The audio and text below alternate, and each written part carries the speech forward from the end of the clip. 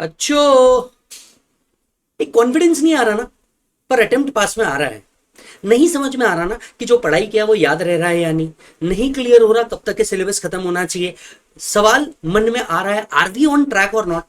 आपको अगर ये सवाल मन में आ रहा है तो 5 कड़क क्वेश्चन और पूछने पड़ेंगे ताकि आपका अपकमिंग अटेम्प्ट बच जाए और आप मेक श्योर कर ले कि आपका रिजल्ट पास ही है। पहला सवाल खुद से पूछिए, क्या मैंने खुद से सब्जेक्ट वाइज सिलेक्ट किया है प्रायोरिटी को? आई मीन कुछ सब्जेक्ट इजी कुछ सब्जेक्ट हार्ड, पर क्या मैंने उसके अंदर में प्रायोरिटी सेट की है, नहीं की है। दूसरा सवाल खुद से पूछिए, क्या मैंने कोई डेली टारगेट सेट किए हैं? Minimum number of questions, minimum number of theory के पेजेस, क्या मैंने इसको सेट किया है? अगर नहीं तो आप गलत कर रहे हैं। तीसरा, क्या मेरे पास कोई आइडियल रिवीजन फॉर्मूला है? आई मीन टू से कि मैं कितने रिवीजन करूंगा, काय काय से रिवीजन करूंगा, कैसे रिवीजन करूंगा। रैंक लाने की सोच लेने से रैंक नहीं आ जाता, लेकिन उसके लिए सही मेहनत करने से शायद रैंक आ भी सकता है, और रैंक नहीं तो एटलीस्ट आपका अटेम्प्ट जरूर क्लियर हो सकता है।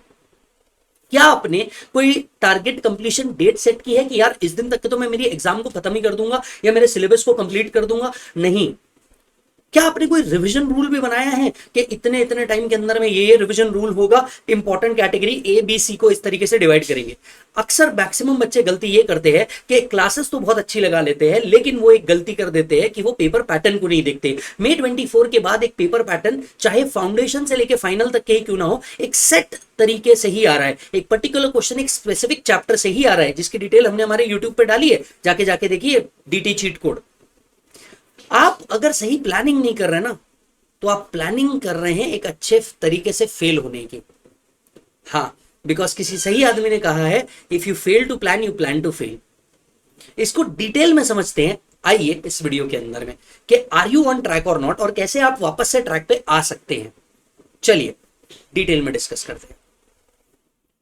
सबसे पहले आता है सब्जेक्ट वाइज प्रायोरिटी। अब देखो बच्चों, यहां पे एक सबसे बड़ा डिफरेंस ये है ना कि आपके हर सब्जेक्ट इक्वल नहीं है, राइट? जैसे अगर मैं इंटरमीडिएट की बात करूं तो वहां पे आपके इंपॉर्टेंट टॉपिक के अंदर में क्या बनता था? आपके इंपॉर्टेंट टॉपिक के अंदर में अकाउंट्स बनता है, टैक्सेशन बनता है, ऑडिटिंग बनता है, कॉस्टिंग बनता है, जो बहुत वॉल्यूम अपने अंदर में रखता है। जबकि एफएम, एसएम या फिर लॉ उतना ज्यादा कंटेंट नहीं होता, या मैनेजेबल है टू सम एक्सटेंट।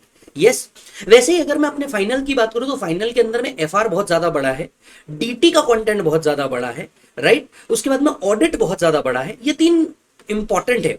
तो आपको मेक श्योर करना है कि जब आपके अपकमिंग अटेम्प्ट के अंदर में आपके पास आज बहुत ज्यादा टाइम है, तो आप सबसे पहले सब्जेक्ट वाइज प्रायोरिटी को सिलेक्ट कीजिए। अब जब आप सब्जेक्ट वाइज प्रायोरिटी को सिलेक्ट करेंगे, तो आप इंपॉर्टेंट एंड नॉन इंपॉर्टेंट के अंदर में इसको डिवाइड करेंगे। आई मीन टू से कि आप सबसे पहले क्या कीजिए, आपके लिए F R that is accounts बहुत ज्यादा रेलेवेंट है, ऑडिट वाला पार्ट आपके लिए बहुत ज्यादा इंपॉर्टेंट बन जाता है, और टैक्सेशन में डीटी वाला पार्ट आपके लिए हार्ड बन जाता है। तो आपको क्या करना है, सबसे पहले अपनी प्रायोरिटी डिसाइड करनी है, क्योंकि इन सब्जेक्ट की क्लासेस भी बहुत ज्यादा लंबी चलती है और इनमें प्रैक्टिस की भी बहुत ज्यादा जरूरत होती है। तो आपने क्या करना चाहिए, आपने प्रायोरिटी डिसाइड करनी चाहिए कि भैया कुछ सब्जेक्ट को तो हो सकता है मैं फास्ट ट्रैक की क्लासेस ले लूं कि मुझे जल्दी कंप्लीट करना है, पर ये टॉपिक जो हो गए ना, इनके आपको डिटेल क्लास लेनी चाहिए और इनके ऊपर प्रैक्टिस बहुत ज्यादा करना चाहिए। और अगर आप ये नहीं कर रहे हैं तो आप प्राइमरी गलती यही कर रहे हैं जहां पे आप फेल होने की कगार पे जाते हैं।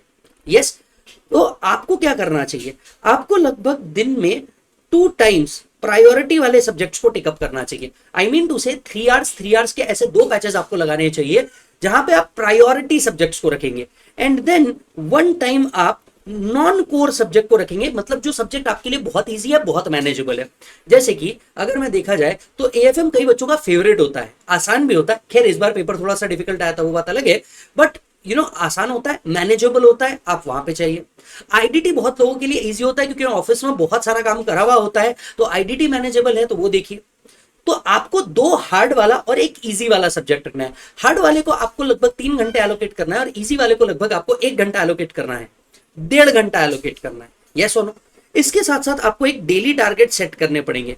अब ये डेली टारगेट सेट कैसे किए जाते हैं? अब देखिए, अगर आपने एक बार अपने प्रायोरिटी वाले सब्जेक्ट्स को देख लिया ना, तो ये जो प्रायोरिटी वाले सब्जेक्ट्स है, इसके आपको मेक श्योर करने हैं 1 या 2 सब्जेक्ट मिला के एटलीस्ट 4 से 5 क्वेश्चन आप करेंगे। तो अनलेस एंड अनटिल, अच्छा देखो, मैक्सिमम बच्चे ये भी गलती करते हैं, स्पेशली उनके फर्स्ट अटेम्प्ट के अंदर में, कि वो ना क्वेश्चंस ही सॉल्व नहीं करते। कंटेंट मैंने पढ़ लिया, यूट्यूब से रिवीजन करना था, रिवीजन कर लिया। भाई साहब, सिर्फ रिवीजन से आप एग्जाम को पास नहीं कर सकते। जब वहां जाकर के आपका 3 घंटे के अंदर में अगर एग्जाम सॉल्व नहीं हो पाया तो बेसिकली आप वापस से फेस होने के लिए चले गए। तो ऐसे केस में आपको day in day out basis पे 4 से 5 क्वेश्चन डेली टारगेट के अंदर में सेट करना होगा। फिर आता है अगर आपके जो ऑप्शनल पेपर है, जैसे सीए के अंदर में आईबीएस, सीएमए फाइनल के अंदर में एसपीएम बीवी, इन सब्जेक्ट्स का आपको एक केस स्टडी डेली का टारगेट लेकर के चलना है। राइट, एक केस स्टडी का टारगेट आपको डेली लेके चलना है। क्योंकि क्या होता है, ये जो ऑप्शनल पेपर होते हैं ना, इनके अंदर में सबसे बड़ी दिक्कत ये है कि इनके जो क्वेश्चन होते हैं ये बहुत लेंदी होते हैं। आप पास्ट कोई भी पेपर निकाल करके देखिए, और मैक्सिमम टाइम आपका आंसर ढूंढने में नहीं, मैक्सिमम टाइम आपका क्वेश्चन रीडिंग में चला जाता है। इमेजिन कीजिए अगर आज से भी एक क्वेश्चन रीडिंग रोज चालू किया तो मोर देन 80 क्वेश्चन रीडिंग आप अपकमिंग अटेम्प्ट तक के सॉल्व कर चुके होंगे। तो डेली एक आपको रीड करना ही है और उसके लिए चीजें फाइंड आउट करनी ही है बुक के अंदर में, जिससे आपका आईबीएस भी आसान हो जाए, आपका एसपीएम बीवी भी आसान हो जाए। यस और नो मालिक। और यही अगर आप इंटरमीडिएट के अंदर में है तो आप मेक श्योर करिए कि आप एटलीस्ट 10 से 15 MCQ on a daily basis solve कर रहे हो, ताकि आपको इजी समझ में आ जाए कि मेरे को क्या करना है क्या नहीं करना है। एमसीक्यू की प्रैक्टिस साथ साथ में हो जाए।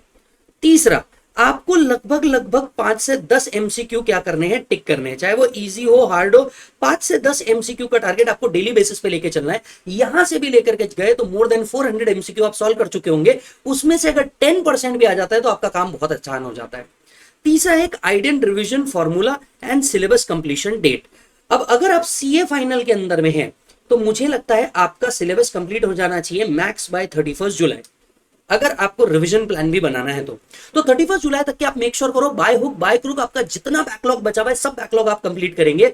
एंड अगर आप सीएमए फाइनल के अंदर में है, अगर आप सीएमए फाइनल के अंदर में है तो यही आपके लिए डेट बन जाता है 31 अगस्त, क्योंकि आपको एक मंथ एक्स्ट्रा मिल जाता है। तो आपके लिए डेट बन जाता है 31 अगस्त। 31 अगस्त से पहले आप ट्राई कीजिए आप अपनी मैक्सिमम क्लासेस को कंप्लीट कर ले, और इसके बाद भी अगर कोई क्लासेस बच जाती है फॉर एग्जांपल अगस्त के अंदर में, तो आप यहां पे वो टाइम यूज करेंगे जो नॉन प्रोडक्टिव होता है, दैट इज दोपहर में 1 बजे के बाद, खाना खाने के बाद। वो टाइम आपके लिए सबसे बेस्ट और आइडियल टाइम होगा क्या करने के लिए, क्लासेस को कंप्लीट करने के लिए। नींद आती रहती है, उससे बेटर है आप क्लासेस कंप्लीट करो और काम खत्म कर दो। जुलाई में आपने ये खत्म किया या फॉर दैट मैटर अगस्त में आपने ये खत्म किया, तो इसके बाद आपका revision number 1 depending upon CA final आपका अगस्त में होना चाहिए, और सीएमए फाइनल अगर है आपका तो इसका रिवीजन आपका सितंबर में होना चाहिए। तो पूरा एक रिवीजन, पूरा 1 मंथ रिवीजन आपका अगस्त या सितंबर के अंदर में क्या होना चाहिए, प्लान होना चाहिए दोस्त। और रिवीजन नंबर 2 भी यहां पे आपका प्लान होना चाहिए। रिवीजन नंबर 2 सितंबर या अक्टूबर के अंदर में आप लोगों ने क्या करना चाहिए, प्लान करना चाहिए। अगर आप सीए फाइनल है तो सितंबर, सीएमए फाइनल है तो अक्टूबर। तो 2 रिवीजन यहां पे कंप्लीट होने चाहिए, और मेक श्योर ए और बी कैटेगरी के तो आप लोगों ने कंप्लीट कर ही लियो। जिन बच्चों ने हमारे साथ क्लास लगाई है आप देखिए अपने कंसाइज के अंदर में already A B C analysis दिया है। इनफैक्ट हमारी जो बची हुई टीम है उनने भी आपको अपने अपने सब्जेक्ट्स में एबीसी एनालिसिस दिया है। आई एम श्योर आप लोगों ने जरूर देखा होगा। इसके बाद आपने क्या करना चाहिए, रिवीजन नंबर 3 दैट इज अक्टूबर के अंदर में या फॉर दैट मैटर नवंबर के अंदर में, ये वो टाइम है जहां पे अपने आरटीपी, एमटीपी और पास्ट पेपर के लिए क्या करना चाहिए, डेडिकेट करना चाहिए। जेन्युइनली पास्ट पेपर के लिए क्या करना चाहिए, डेडिकेट करना चाहिए।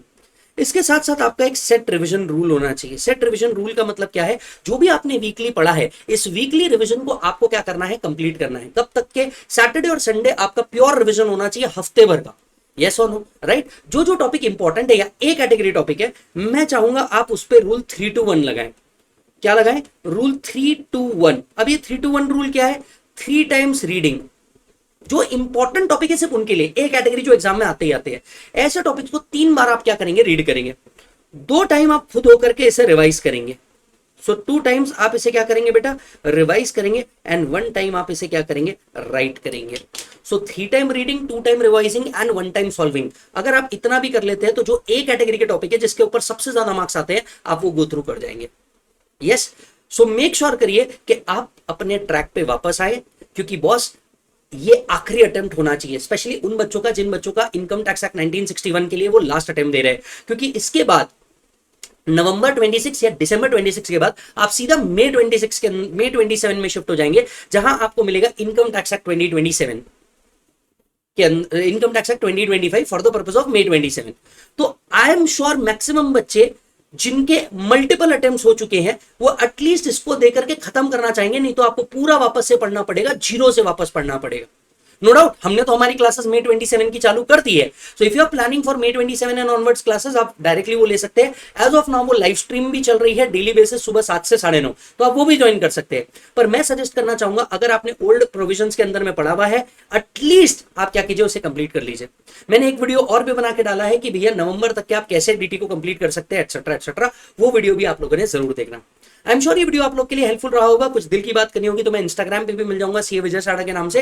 एंड प्लीज इन 5 कड़क सवालों को पूछिए, अपनी स्टडीज को बहुत अच्छे से प्लान कीजिए and make sure upcoming attempt आपका लास्ट अटेम्प्ट। Take care.